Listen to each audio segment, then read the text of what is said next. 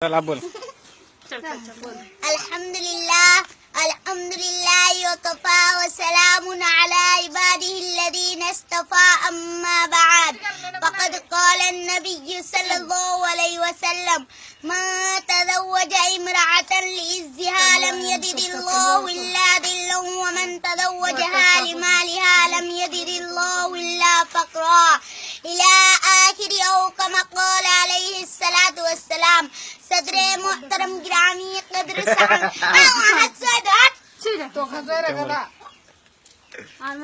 محترم گرامی قدر سامعین اکرام، اس وقت میرا موضوع سخن ہمارے معاشرہ کا عناصر ہے جس نے زندگی کی بنیادوں کو ہلا کر رکھ دیا ہے، سینکڑوں ہزاروں گھروں کو تباہ و برباد کر دیا ہے اور کتنے ہی جذبات کو مسل کر رکھ دیا ہے. یہ وہ بیماری ہے جسے آپ جہیز کے نام سے یاد کرتے ہیں. میں نے خطبہ کے بعد ایک حدیث شریف پڑھی ہے، اس میں حضور پرنور محمد عربی صلی اللہ علیہ وسلم کے پاک ارشاد ہے کہ جو شخص عزت حاصل کرنے کے لیے شادی کرے گا تو رب ذوالجلال ایسے شخص کو ذلت کے سوا کچھ نہ دیں گے، اور جو شخص مال کے لالچ میں شادی کرے گا تو اس کو پکڑو پاکو اور تنگ دستی کے سوا کچھ نصیب نہ ہوگا. اسلام کے پاسبانوں، آج ہندوستان کے اندر اور خاص طور سے ہمارے معاشرہ میں جہیز ایک ایسا عنصر بن گیا ہے جو ایٹمی ہتھیار سے زیادہ خطرناک اور مہلک ثابت ہوتا جا رہا ہے.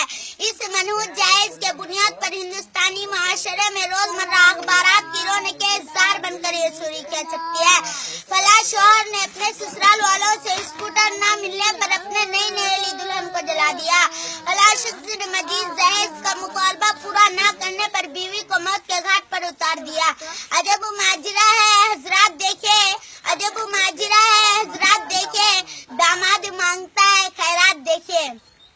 پیارے بھائیوں اور بہنوں، اخبارات کی سوری کیا بھی غیروں کو موہی کے بارے میں نظر آتی تھی، مگر افسوس صد افسوس کے رفتہ رفتہ ہماری اسلامی معاشرے کے اندر بھی یہ وبا پھیل چکی ہے. آج اخبارات کے اندر جہیز کے لیے بھیڑتی چلنے والے کہیں فاطمہ، کہیں رضیہ، کہیں شبنم و فرزانہ اسلامی شریعت کے نام لیواؤں سے یہ کہہ رہی ہے کاش ہماری اسلامی شریعت اور کتابوں کے بجا عمل میں آ جاتی. پیارے بھائیوں اور بہنوں،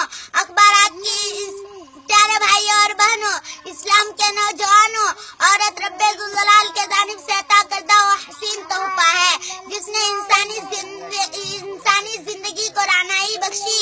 اسی عورت کے دم سے نظاروں میں خوبصورتی پیدا ہوئی. اسی معصوم کلی نے حضرت آدم علیہ السلام کے زندگی سے خوف و وحشت کو دور کیا. مگر ان تمام باتوں کے باوجود ظلم ستم کی تاریخ شاہد ہے کہ اس دارے پانی میں جتنے مظالم برپا ہوئے ہیں ان میں زیادہ تر صنفی نازکی پر کیے گئے ہیں.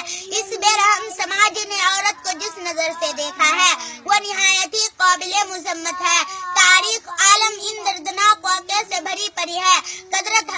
کبھی حضرت مریم کو دنیا والا نے محتم کر کے جنگلوں کے خاک چھانے پر مجبور کیا، تو کبھی نمرود نے اپنے بیٹی کو ایمان لانے کے پاداش میں آگ میں ڈالا، تو کبھی عرب کے جاہل معاشرے نے لڑکیوں کی پیدائش کو اس قدر منحوس تصور کیا کہ ان کو پیدا ہوتے ہی زندہ درگور کر دیا جاتا تھا. محترم حضرات، آج بھی ان معصوم دو سزاؤں پر ظلم ستم کی پہاڑ توڑے جا رہے ہیں. جبر و تشدد کی خاردار جاریہ ان کے راہ میں حائل ہے. آج بھی ان عورتوں کے ارمانوں کا خون کیا جا رہا ہے. غریب گھرانے کے بچیوں پر خدا کی زمین اپنی وسعت اور کشادگی کے باوجود تنگ ہو رہی ہے.